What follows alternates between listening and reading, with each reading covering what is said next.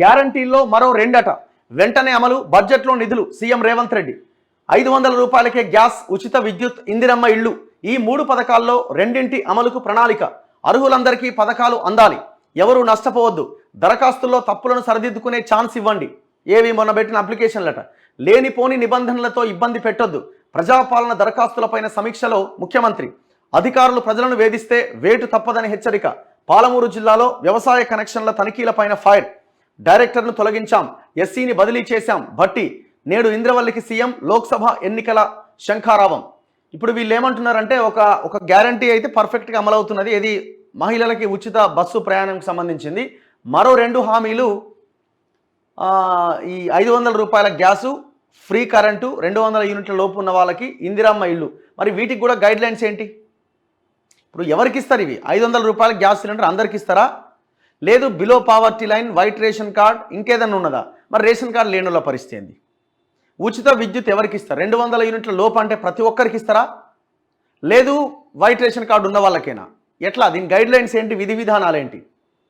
So దీనికి ఒక ప్రణాళిక రచిస్తున్నారట. అంటే వాళ్ళు రెడీ అవుతున్నారు. ఏదేమైనా మీరు ఒకటే గుర్తుపెట్టుకోండి, రేపటి ఎంపీ ఎలక్షన్స్ లోపు మ్యాక్సిమం గ్యారంటీలు కనుక అమలు చేయకపోతే ఇబ్బంది అవుతుందని వాళ్ళు కూడా గ్రహించారు. దాంట్లో భాగంగా ఇప్పుడు అమలు చేయడానికి రెడీ అవుతున్నారు. ఏదేమైనా ప్రతి రాజకీయ పార్టీ అధికారంలో ఉన్నప్పుడు ప్రతిపక్షంలో ఉన్న పార్టీ అయినా ఖచ్చితంగా రాబోయే ఎలక్షన్స్ గురించే వాళ్ళు ఆలోచిస్తారు. సరే, ఒక మంచి పని చేసి దాన్ని రాజకీయంగా వాడుకొని లబ్ధి పొందితే కానివ్వండి, నడవనియండి, దాంట్లో ఏం తప్పులేదు. ఎలక్షన్లు వచ్చినప్పుడన్నా కనీసం అమలు చేసే ప్రయత్నం చేస్తారు. సో ఏదేమైనా రేపు ఎంపీ ఎలక్షన్స్లో మెజారిటీ సీట్లు సాధించడానికి వీళ్ళు కూడా ఈ ఉన్న గ్యారంటీలో కొన్ని ఖచ్చితంగా అమలు చేస్తేనే ప్రజలు మనకు ఓట్లేస్తారన్న ఒక ఆలోచనకైతే వీళ్ళు వచ్చారు. ఆలోచనతో పనిచేస్తున్నారు. కాంగ్రెస్ ప్రభుత్వం మరో 2 గ్యారంటీలు అమలు చేసేందుకు సిద్ధమవుతోంది. ప్రధానంగా 500 రూపాయలకే గ్యాస్ సిలిండర్ పంపిణీ, 200 యూనిట్ల వరకు ఉచిత విద్యుత్ సరఫరా, ఇందిరమ్మ ఇళ్లు మంజూరు చేసే ప్రక్రియపైన సర్కారు దృష్టి సారించింది. ఈ 3 పథకాల్లో రెండింటిని వెంటనే అమలు చేసే యోచనలో ఉన్నది. ఈ గ్యారంటీల అమలుకు ఎంత బడ్జెట్ అవుతుందో సమగ్ర వివరాలతో సిద్ధంగా ఉండాలని రేవంత్ రెడ్డి ఆయా శాఖల ఉన్నతాధికారులను ఆదేశించారు.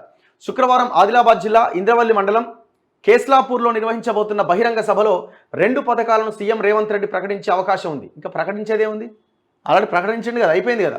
ఈ మేరకు గురువారం సచివాలయంలో కేబినెట్ సబ్ కమిటీ మంత్రులు, ఉన్నతాధికారులతో సీఎం సమీక్ష నిర్వహించారు. గ్యారంటీల అమలుకు సంబంధించి కార్యాచరణపై వారితో చర్చించారు. ప్రజాపాలనలో దరఖాస్తు చేసుకున్న అర్హులందరికీ లబ్ధి చేకూరేలా గ్యారంటీలు అమలు చేస్తామని స్పష్టం చేశారు. 6 గ్యారంటీల్లో భాగంగా ఆ రెండింటిని ప్రధానంగా అమలు చేయబోతున్నారట.